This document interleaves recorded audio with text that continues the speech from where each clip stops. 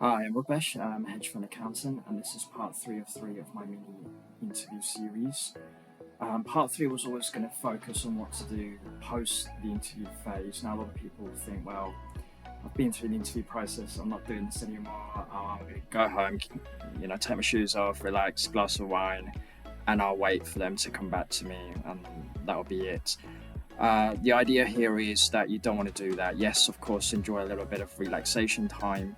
But what you want to do is you want to send them, the people that you've interviewed with, a thank you note or a correspondence note to say, thanks a lot for taking the time out to interview me. I really enjoyed the process. I've taken a lot from it. I've met some really interesting people, and this is something I definitely would like to pursue. So hopefully you'll consider me for the role, and I look forward to hearing from you soon. Something along those lines to give the impression that you're keen, you are genuine, you are someone that's resilient, you've taken the time out to write them a thank you note, and hopefully they will bear you in mind. And I feel like this will give you an edge because not a lot of people do this. I don't feel enough people do this, maybe 5 to 10% if I had to guess. So I think that this will give you an edge. It doesn't have to be a long note, but that will give you an edge over all the other candidates that are interviewing for that role.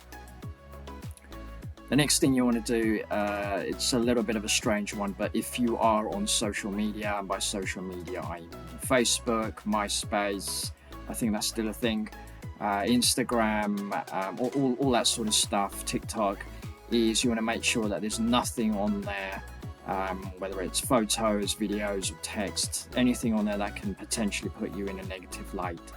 Case in point, this was many years ago. We had a guy that we were interviewing. He was a junior in the team, or would have been a junior in the team. We looked him up on Facebook after the interview process, and his profile picture was of himself with his hands and his face in some stocks. And by stocks, I mean, in medieval times in England, it was an instrument that was used for torture, to humiliate people. So he literally had his hands and his face through these stocks. Now, in our case, our management kind of found it funny, and they decided that he had a bit of personality, and they ended up offering him the role. Not everyone's going to see it that way. So if you do have sort of pictures or videos of yourself that show yourself in a negative light or in a compromised position, or text that shouldn't have been there, delete it or hide it, or don't put it in the public domain, because these things have a way of getting out. You will be subject to background checks anyway, so I would recommend that if you do have any of this stuff, that you're just aware and take it off. And then look, the final thing I would suggest is, and this is obviously post, once you've found out if you've got the role or not, is to reflect.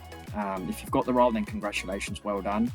And you've worked hard, you've got through presumably a lot of rounds of interviews, and you deserve your opportunity, so make the most of it. If not, then reflect. Don't think about it as a failure. If you do want to use the word fail, then fail forward. Okay, learn from the experience, learn from the process. You obviously got a lot of things right. Perhaps you've got a couple of things not quite right, and try and figure out what those things were, because the last thing you want to do is make that same mistake somewhere else. So if it's possible to get feedback with HR or with the person you interviewed with, then try and do that. Unfortunately, that's not always possible. These guys are super busy, and they don't have time to give every single candidate color on where they went right and what they did wrong. So it's not always going to be possible. Feel free to add these guys on LinkedIn. It's a professional network, and there's nothing wrong with adding them on LinkedIn, whether it's HR or the senior manager or someone senior in the team that you've met.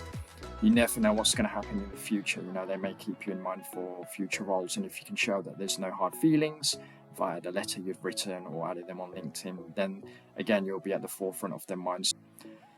I hope all this stuff was useful. I am going to do another video shortly on the UK budget. It's not far away now. If you did like this video, please like and subscribe. I am going to post some links on the top of this screen on the first couple of videos that I did in this series, just in case you did miss those. But hopefully there was some good stuff in there, and please do like and subscribe and send me some comments. I always enjoy reading comments, and I will see you on the next video. Take care.